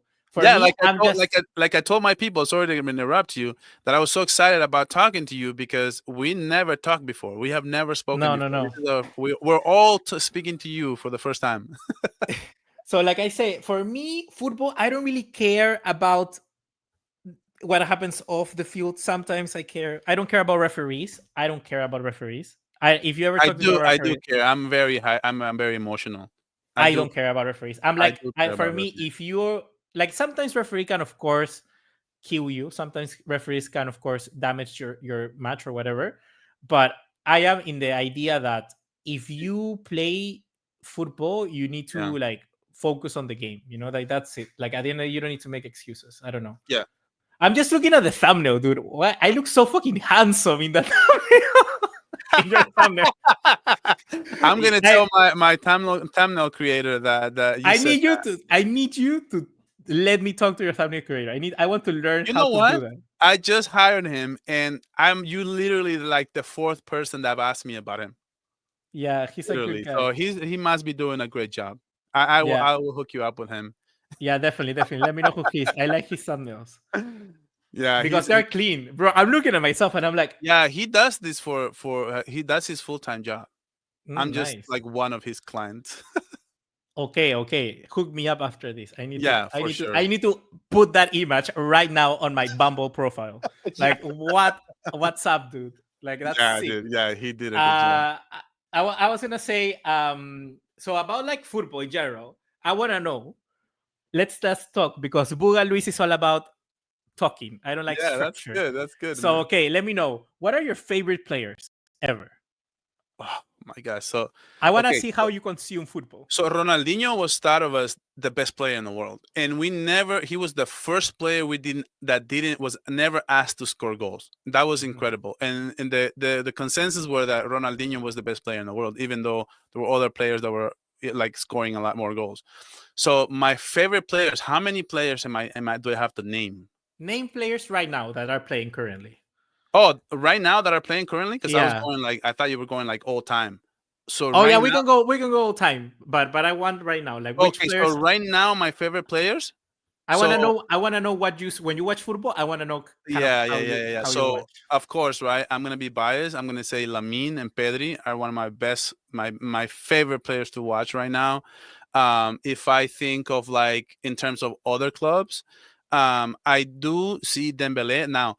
I had a soft spot for Dembele. I hated that he left the club. To be honest with you, some people loved it. Some people, I was one of the ones who wanted Dembele To to stay. stay. I had no idea what Lamine Yamal was going to be. So to me, I would say Dembele is going to be one of my favorite players to watch right now as we speak. I am liking the kid, Dewey, but he's a little inconsistent. To be honest with you, I think he's overhyped, but I do like watching him play. Um, are we talking attackers or defenders as well? We're just talking in Everything. general. What I like watching, I would say probably Mo Salah is already, or he's already basically on his end of his career. But I thought he had an incredible season. I had a lot of fun watching Mo Salah last year. So if we go in terms of like, I think I don't like Jude Bellingham as much as people like him. I do see it. I don't know why the comparisons with, for example, for like Pedri, but Jude Bellingham is a great player to watch sometimes. But another player, I would say maybe Vitinha was great. I love watching Vitinha this whole past season. I'm watching him in the Club World Cup. But but you tell me, like, what are the players that you think that I should have mentioned? No, no. I think it's fine. I understand now how you see. So you like the you like the nice touch. You know, like the Yeah, Vitinha, the Pedri. I, for instance, my favorite player. Can you guess my favorite player? your favorite player, is it a scorer or is it a creator? He's kind of both. He has played for Barcelona. He's no longer playing for Barca. Oh, he's no longer playing for Barca. No, but he Uh, plays right now. huh? He's playing right now. Yeah, but he Dembele, doesn't. No, Dembele, Dembele. No. no. My favorite player ever is Antoine Griezmann. Oh wow. I am such a die-hard fan. For me, every time I watch Oh Griezmann, my he god. was so good, bro. He I was even think good. in Barca. I think even in Barca he was good. The thing is, I just love hardworking players. So for me, Antoine Griezmann is someone I really like. I really like Rafinha. Rafinha is up there right now. I really like Rafinha. He's up there with my favorite players because he works really hard. I really like, for me, those Luis Suarez. I really love Luis Suarez. I'm like a Suarezista. I think Suarez Mhm. is the best thing to happen to football after Messi and Ronaldo. I genuinely think that. I think that Suarez, people underrate Suarez. I think he really is that good. If Yeah. you have to tell me, give me your top five players of this generation. Of this generation, top five players. Well, does Messi count for this generation or Yeah, no? yeah, yeah, yeah, yeah. So he's number one. Yeah, for me, uh, should I give you mine so you know which yeah, where? I want to hear yours. So mine is Messi, one. Then I'll go Cristiano. Cristiano. Then I go Neymar. Then I go Suarez, and then I probably go. The fifth is actually I probably go Xavi. Xavi. Yeah, no, I love Iniesta more than Xavi. To be honest with you, I think Ooh, we ooh. we have seen Xavi stuff before. I Yeah. don't remember anyone like Iniesta, to be honest. Like the way there's something about Iniesta that would give you a pass behind the backs of defenders. Like that, he will always make defenders twist in a weird way. It was so unorthodox that his passes were just insane, dude. Like I haven't seen that like ever. Like after he retired, like that's how much I love Iniesta. So to me is I would say probably okay. So Messi, Cristiano, right? Neymar. I would put in Iniesta and who's my fifth one? That's tough, man. Iniesta, Suarez is close, but I don't know. Suarez, probably David Villa, bro. Like I think David Yeah, Villa was insane. Does he count for this generation? Would you say or no? yeah. I would say I would probably say David Villa. I do love Suarez. I think Suarez was incredible. There's something about David Villa and just how clinical he was with Barca, with Spain. He has iconic moments for both, for scoring in the Champions League final, scoring amazing goals in that World Cup run with Spain. I think David Villa is an iconic player. Like I would put him for this generation, dude. Man, I probably put him up there, but I don't think Thierry Henry wasn't right. That he wasn't this generation. He was past. Was he past generation? probably past maybe Yeah, when probably Messi. Yeah, past. Messi was. Because otherwise, it would be Thierry Henry. Because Thierry Henry, Yeah, bro, he like was if you cold. watch them in 2006, that perfect season they had with Arsenal, bro, that was wow. Like he looks unstoppable. That season, I think it was '06. That season was so eye opening when they had the not that Van Persie, they had this other Bergkamp. Bergkamp. That's the guy I was thinking. Like that team was so great, dude. Like And do did you they win? think football? They win a Did Champions they? League? No, they didn't. No, no, No. no, they didn't. Do you How think? did Do that you? team not win the Champions League, bro? They That's lost crazy. to. They lost to who? To Chelsea in the Oh, they semifinal. did? Remember I don't they? remember And that. then Chelsea lost to Porto. I think. I But think that that was the year team, bro, that how that the team year not they were invincible. Chelsea beat them in the Champions League, and then Arsenal, and then Chelsea lost to Marseille. Somebody weird. They that's lost crazy you remember that. How long have you been watching Barca? I've been watching since. Barca since I was like 6 or 7, and I'm Yeah. 38 right now. I'm 38. No, I've been watching Barca since I've been since Pep, but Since I Pep, and you yeah remember the Arsenal years? no, but I watch a lot of football. I'm like a nerd, so I watch like football old videos. So Oh, I watch older games and stuff like that. Um, I'm a nerd. Like I'm Richie. I watch like I'm the only guy who watch Al Hilal versus Palmeiras. You know, probably. But yeah, like yeah. And do you think football has gotten worse? to be honest with you, I think football is in great hands. We have a kid like right now we have Lamine, of course. The Serdui, he looks incredible. He looks like he can have a bigger jump. I think football right now, if we take in terms of like maybe the Vinicius Junior, like he looks a little like a shell of himself. He had a great game the other day, but he's looking like a really shell of himself. Right now we have the Mbappes of the world. We have, I mean, if we speak on terms of like players, can the Serdui and Lamine Yamal have the same thing that had Messi and Ronaldo? I think football will be in great hands. We But have lost a little bit that clinical though, like the number 10. if you think of like teams, like I think of like Dortmund of 2012, the Dortmund that lost to Bayern. No, that's 2014, I think, right?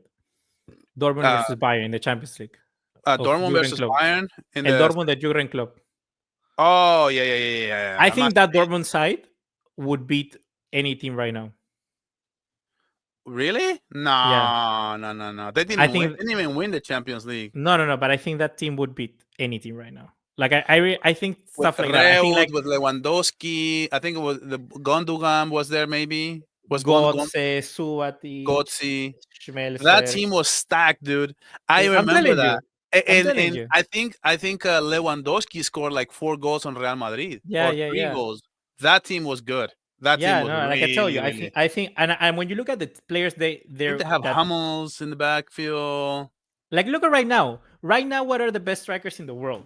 Haaland, Mbappe, Kane, Mbappe. Lewandowski, Mbappe. That's it. Before you had Falcao, Agüero, Ibrahimovic, We had Suarez, Suárez, Lewandowski, Rooney, Cavani, Benzema, Tevez, Van Persie, Higuaín. Lewandowski. You know what I mean? That's what I Yeah, mean. Like yeah. that's what I. In terms of quality, yeah, it does Yeah, seem that's what like I mean. football has taken a dip. If we talk about like if we step back and think of like the best strikers in the world, and I think the number 9 and the number 10 position has kind of it's kind of on a slump, right? Because we used to have so just like you're saying with number 9s, it used to be the same thing with like number 10s. Like we used Yeah, to bro, have but incredible everything. depth. About every position. Like you take a look at, let's say, let me think of like center backs. You had Puyol, Nesta, Vidic, Chiellini, Lucio, John Terry, Ferdinand. So Billy Mack is asking if we why are we not mentioning Mbappe for the top 5 players right now Of the right now, for this Mbappe. generation? So Mbappe, yeah, right now, yeah, I think. yeah, like right now, so like yeah, because I would say probably playing right now. I can probably go like Mbappe, Lamine Yamal, Dembele. You can just look at the Ballon d'Or list because that's literally like the best players that are most highly rated, right? We can go with like Pedri. We can say Vitinha. So like right now, I would probably say Vitinha, Pedri, Lamine, Mbappe, and what was the other one? Was it Mbappe? Was okay. So Pedri, Vitinha, Lamine, Mbappe, and there was another player that I'm forgetting.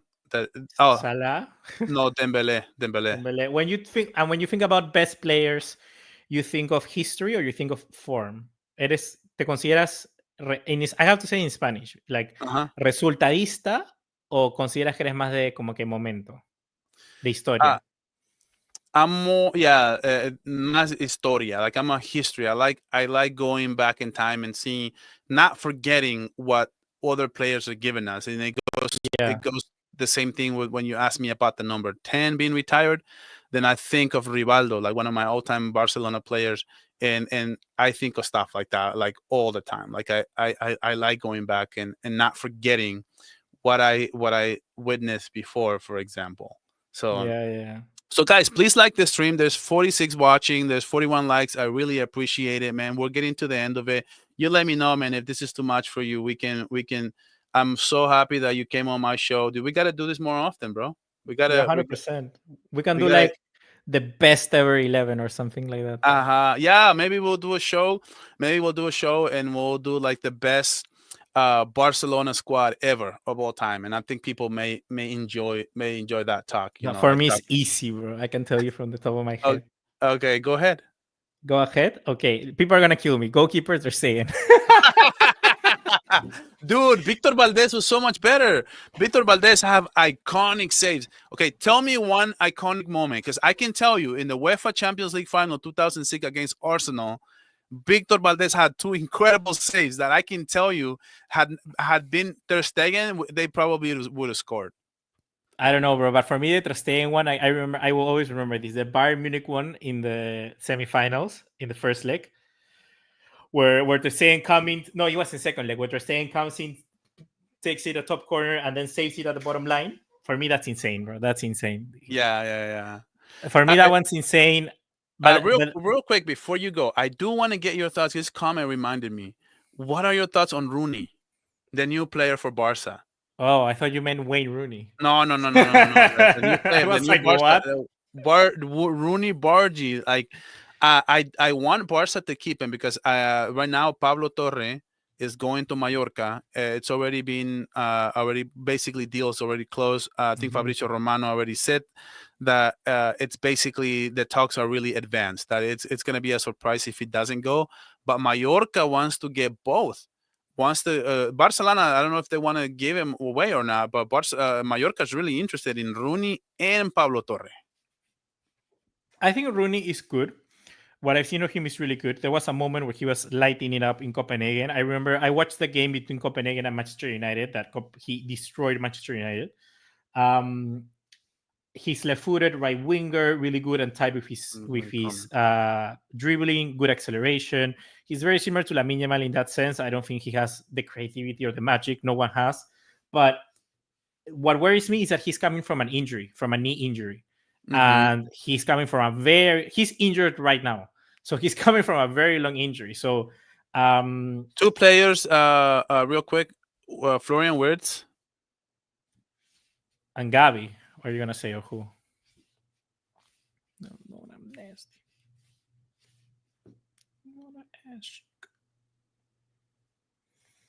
Miguel is injured. Can somebody bring me a substitute?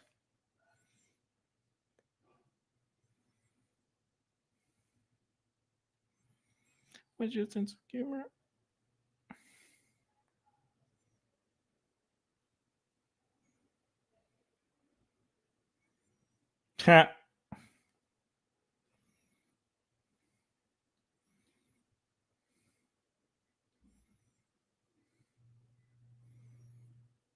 What's up with my boy? My boy is resting.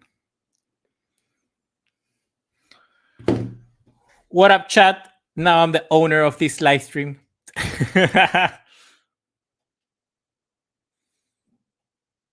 Subscribe to Barça Volume to my boy Miguel. I'm back. I was just saying I'm the owner of this live stream now. Subscribe to Miguel. You can take over. Just look and just look at it.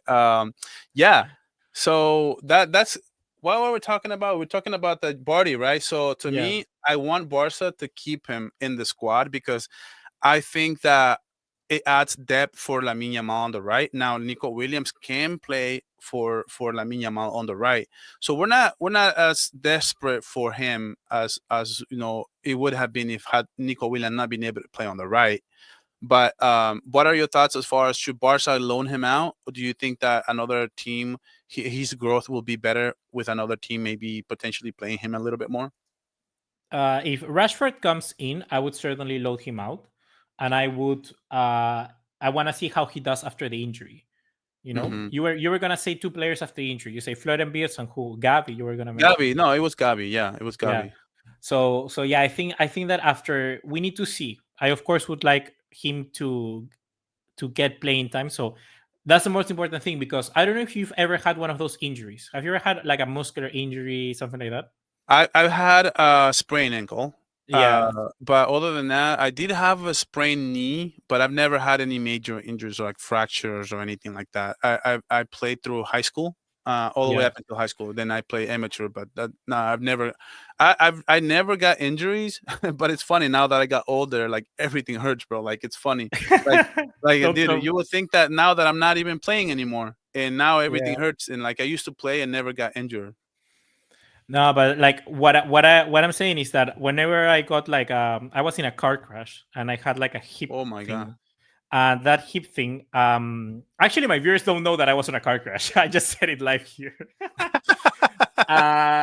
It's something in my hip, and it's Breaking like news. like you need to continue to do sports. You know, you need to train your body to get back to doing exercise. Mhm. So for me, that's the thing why Bargy needs to get playing time, because then it's gonna happen with players like in Dembele, for instance. Dembele was injury prone all the time, and now he's not injury prone Mhm. because he's playing every minute. You know, so you need to be exercise. You need to be regular, and Bargy is not gonna get that in Barcelona. So I think he needs to get that somewhere else. Yeah, yeah, exactly. I do think so, and I think there's good things for both. There's good things for both, in my opinion. So this one says guys, I love the stream. More, please. And then there's a question for you here. Uh, okay, I think it may do you stream live? I used to, but I'm no longer doing it. You used to Why? do it. You used to do Yeah. like what are you used to do? Like breaking down the game or just talking about I will do Barca or live what? streams. I will do live streams after the games. After every game, I would do it. Why do I no longer do it? Because I don't know. I Yeah, think I just don't have time. It yeah. takes time. It's easier because you don't have to edit. That's kind of why I'm streaming a lot lately, because I'm figuring out like people tune in. I probably get about the same amount of views, and at the end of the day, like I like talking to people and reading the comments and all that, and I don't have to edit it. So I don't Mm. do a lot of I noticed that you do a ton of editing.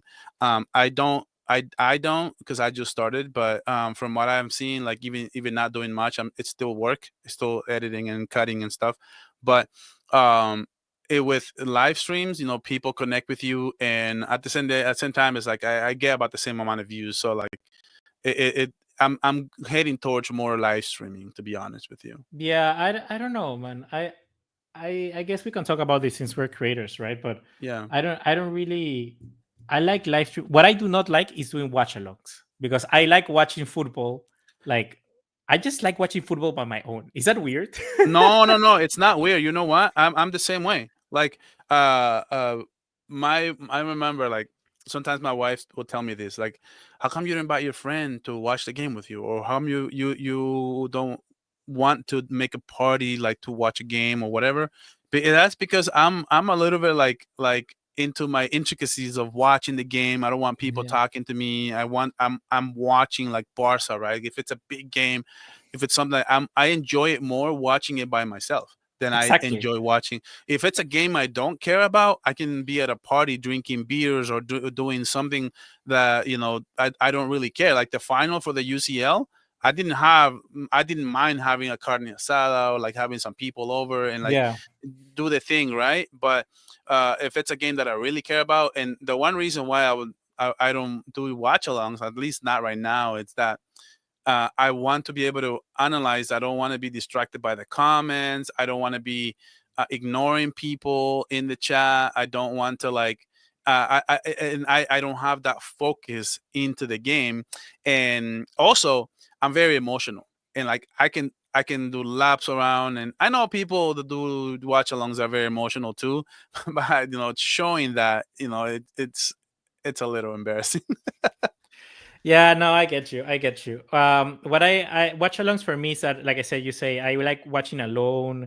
I like analyzing. If I do watch alongs, then I get distracted. I get distracted very easily. So I really like watching the game. That's something I really care about.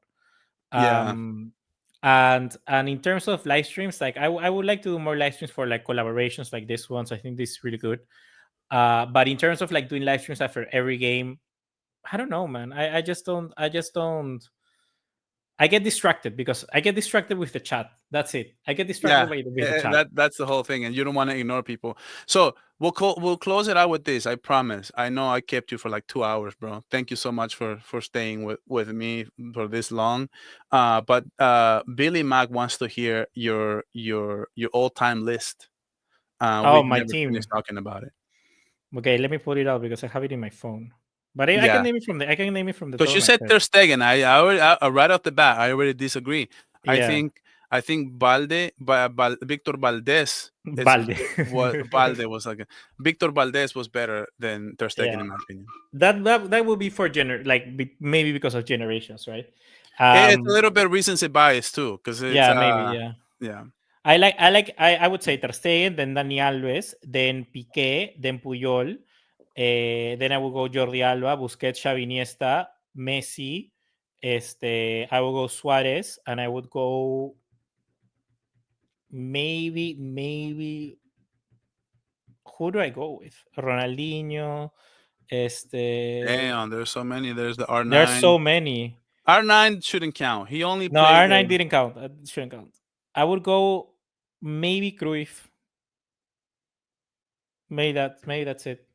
yeah. Maybe I would Cruyff. say well, because Cruyff, I didn't watch him play. Did he play 9? Did he play 10? What did he play? This He played left like wing. before people play with like four strikers, so he would play Yeah, like false winger, false striker. I He would think play my there. all-time Barca team. Yeah, I agree with you. Is it's gonna be Victor Valdez, Dani Alves. Man, it's PK all time. Claro que sí, Puyol. bro. I would probably go. Oh man, I guess PK. Yeah, PK. But dude, even Mascherano was great. Mascherano was Yeah. great. Nah, I would. but Piqué. I think Piqué. People say like People say Ramos is He here didn't and make Piqué is mistakes. here. He used to be magnified, same like Araujo. He used to Yeah, get blamed people. for a lot of mistakes. Do you agree with what I'm gonna say? People say Ramos is here and Piqué is like here. No. No, they're like here. They're Yeah. like here. There's not that much difference between them. Yeah. So I gotta go. Okay, I'll go. I'll agree. Piqué, Puyol on the right, dude. Who did you have on the right? Dani Alves, No, on the the left, left. Jordi. Jordi Alba. Yeah, I agree. Dani Alba's Jordi Alba. I would have. Yeah, I definitely the Busquets, dude. Nobody was like Busquets. It has to be I that core. I think it's untouchable. That Yeah. core was incredible. It was a cheat code. Having Iniesta and Xavi, man, that was insane. I would probably say Iniesta and Busquets. I will go Johan Cruyff. I would actually go Samuel Eto'o instead uh, Suarez. Suarez. I would say Samuel Eto'o. I thought he was much better. Well, not much better, but I think it has the. I'll give him the edge, and then of course Leo Messi, right? Leo Messi. Am I missing one? And No. I would probably just say Xavi. You know, Nah, bro. Like, I think Suarez. The only thing for me, Suarez is crazy. Eto'o, bro. Suarez did what no other player has ever done, and Yeah, that's he yeah. scored So 60 Ronaldinho, yes, goals. Ronaldinho. He's right. We didn't put Yeah. Ronaldinho there, so it has to be Busquets, Iniesta, and Ronaldinho for me. Nah, I do appreciate Xavi Hernandez, but I was splitting hairs here. Like I had to pick one, so I would pick Ronaldinho over Xavi. Mhm.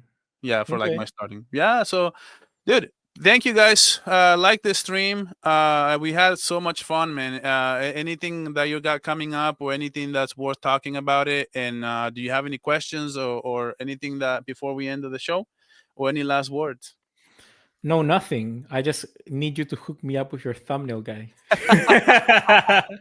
I will get you that number. I already passed it out like to 3 or 4 different people. I know he's really busy, and I know he works full time for a content creator. I don't know if you heard of DMAC, but he's an English creator. I think it's Yeah. a Yeah, I know who he is. yeah. So he works. I think he does the video editing for him as a full time, and then he does like a little side gigs like thumbnails here, thumbnails there for somebody else. But that's like his full time job is he works for him. Do you know So, what he edits? huh? Do you know what software he edits? No, no, I didn't ask him because I don't get into it.